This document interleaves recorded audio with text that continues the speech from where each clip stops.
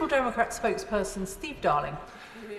Thank you, Madam Deputy Speaker, and I'd like to start off by assuring the member for South West Devon that my office have talked me out of mentioning the Waitrose cheesecake that was a hot topic throughout the Bill Committee.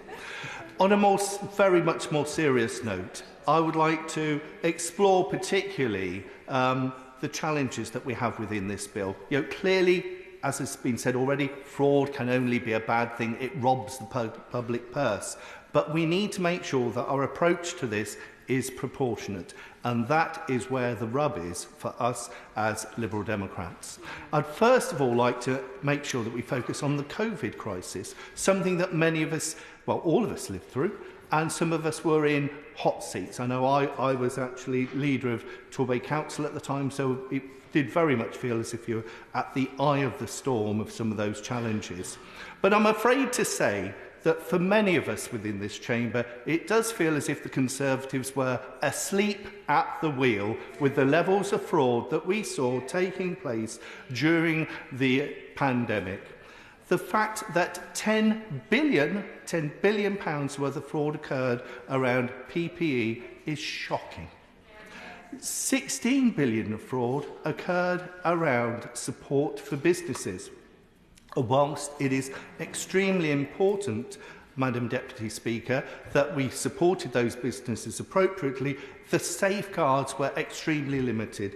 I had one businessman in Torbay say to me that it was as if the Chancellor of the Exchequer had got handfuls of £50 notes, filled carrier bags across the town centre and said to the criminal element, "Come and help yourselves."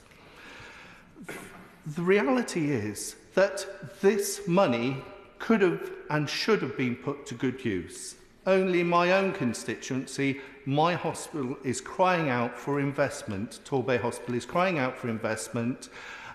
We have the sewage scandal where we could have the Environment Agency supporting this being tackled. And then, of course, the cost of living crisis where we could be supporting people with warmer homes, and all of this money could be helping support these. An area that a colleague, a good friend of mine, has already alluded to is the carers allowance crisis. And that real challenge that we've got with over 136,000 people affected by this. That is the population of the Torbay Unitary Authority area that are affected by this. £250 million of cost on those people. And we fear as Liberal Democrats that the powers within this could make it even tougher for those who have challenges around carers' allowance. But you don't have to just take it from me that the benefit system is broken. We have the Secretary of State for the Department of Work and Pensions who says the benefit system is broken.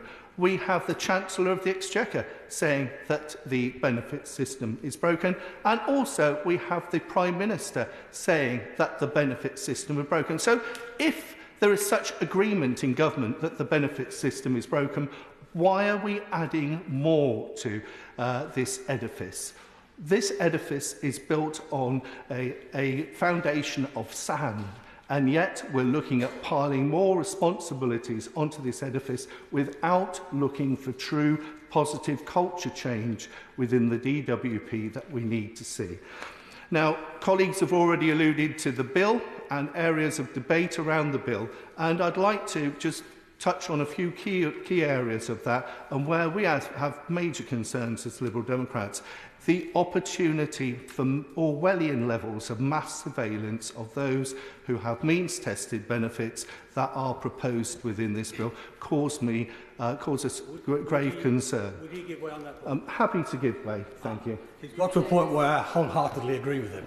There are something like 9.8 million people who will fall directly under the reach of this bill, plus their carers, landlords and a variety of other people. Take it over 10 million people. I would think the number of fraudsters in that is not vanishingly small, but very small, and therefore we're going to put probably 9 million plus people under unnecessary surveillance. He's right to call it Orwellian.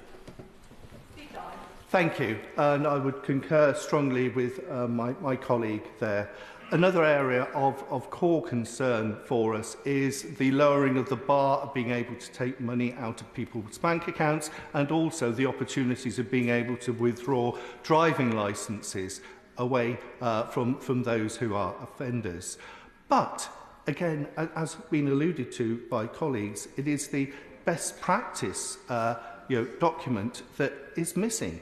That was alluded to on a number of occasions. It's difficult to understand the true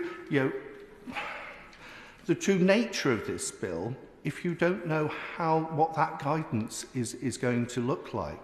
Also, the fact that we've got some real challenges around King Henry VIII's powers, where there are elements of this bill that should be written within it, and yet they're not there. So there are some real issues there. The fact that the Secretary of State will be, the fact that the Secretary of State will be able to appoint their own independent reviewer of the bill. We welcome the independent reviewer, but not effectively marking your own homework by making the appointment yourself. The fact that we have, from Big Brother Watch to Age UK and a multitude of other charities highlighting concerns such as a breakdown in trust that this bill could bring to bear, amplifying challenges around people with disabilities, and then also potentially impacting on some of the most vulnerable people in our society, people with learning disabilities, causes us of great concern. What we would like to see is a real culture change, and in our manifesto as Liberal Democrats, we talked about co-design and working with people who are benefits claimants, who are people with disabilities, and making sure that the system is a better fit and a more fit for purpose, and taking a more relationship approach rather than an adversarial approach is the way forward as far as we're concerned. I would like to again return back to the carers investigation that is ongoing, not set to report back until the summer, later on this summer, and yet the government are rushing ahead with these proposals. I would suggest to colleagues that you do not back these proposals until we hear back from those findings and see what lessons can be learnt. Thank you, Madam Deputy Speaker.